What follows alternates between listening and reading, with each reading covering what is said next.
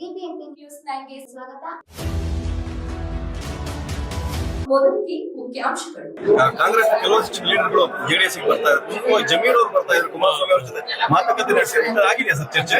ನನಗೆ ಗೊತ್ತಿಲ್ಲಪ್ಪ, ಇದು ಯಾವ್ದು ಹೊಸ ವಿಚಾರ. ನಿನ್ನೆ ನಾನು ಮಾಧ್ಯಮದಲ್ಲಿ ನೋಡಿದೆ, ನಿಮ್ ಮೂಲಕನೇ ತಿಳ್ಕೊಂಡೆ ಈ ವಿಚಾರ. ನನಗೂ ಕೂಡ ಗೊತ್ತಿಲ್ಲ ಸರ್. ಎಸ್.ಟಿ. ಸೋಮಶೇಖರ್ ಅವರು ಮಾತು ಹೇಳ್ತಾರೆ, ಚನ್ನಪಣ್ಣ ಕುಮಾರಸ್ವಾಮಿ ಅವರು ಅಭಿವೃದ್ಧಿ ಮಾಡ್ಲಿಲ್ಲ, ಅಭಿವೃದ್ಧಿ ಮಾಡಿದ್ರೆ ಅವ್ರ ಮಗ ಯಾಕೆ ಸೋಲ್ತಿದ್ರು, ಆಸ್ತಿದಿಂದ ಬಂದ್ ಗಿರಾಕಿ ಅವರು ಅಂತ ಅವ್ನು ಬಹಳ ಏಕವಚನ. ಸೊ ಅವ್ರ ಬಗ್ಗೆ ನಾನು ಯಾಕೆ ಉತ್ತರ ಕೊಡ್ಲಿ? ಉತ್ತರ ಕೊಡಕ್ ಅಲ್ಲಿ ಯಶವಂತಪುರ ಕಾರ್ಯಕರ್ತರವ್ರೆ ಒಂದ್ ಮಾತು ಹೇಳ್ತೇನೆ. ಪಾಪ ಅವ್ರಿಗೆ ಮಾಹಿತಿ ಕೊರತೆ ಇರ್ಬೇಕು. ಈಗ ಡೆವಲಪ್ಮೆಂಟ್ ವರ್ಕ್ ಮೇಲೆನೆ ನಿಮ್ಗೆ ಆಧಾರದ ಮೇಲೆ ಜನ ಓಟ್ ಹಾಕ್ತಕ್ಕಂತ ದಿನಗಳು ಬಹಳ ಹಿಂದೆ ಹೊಟ್ಟೋಗಿದೆ. ಡೆವಲಪ್ಮೆಂಟ್ ಆಧಾರದ ಮೇಲೆ ಈಗ ಓಟ್ ಹಾಕ್ತಾ ಇಲ್ಲ. ರಾತ್ರಿ ಬಂದು ಅದೆಂತದ್ದು 5,000 ರೂಪಾಯಿ ಟೋಕನ್ ಕೊಡ್ತೀವಿ, 5,000 ರೂಪಾಯಿಯಿಂದ ನೀವು ಅದೆಂತದ್ದು ರೇಷನ್ ಕಿಟ್ ತಗೋಬಹುದು.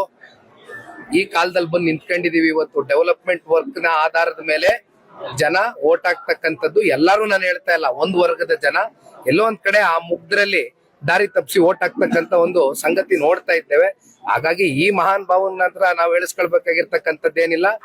7 ವರ್ಷ ಸನ್ಮಾನ್ಯ ಕುಮಾರಣ್ಣ ಅವರು ಕ್ಷೇತ್ರದಲ್ಲಿ ಏನು ಶಾಸಕರಾಗಿದ್ರು, ಪ್ರತಿನಿಧಿಸಿದ್ರು. ಆ 7 ವರ್ಷದಲ್ಲಿ 1,200 ಕೋಟಿ ರೂಪಾಯಿ ಬೇಕಾದ್ರೆ ಪಟ್ಟಿ ಅವ್ರಿಗೆ ಏನಾದ್ರು ಮಾಹಿತಿ ಕೊರತೆ ಇದ್ರೆ ಅವ್ರ ಮನೆಗೆ ಬೇಕಾದ್ರೆ ನಾನು ಪೋಸ್ಟ್ ಕಳ್ಸಿಕೊಡ್ತೀನಿ, ನೋಡ್ಲಿ.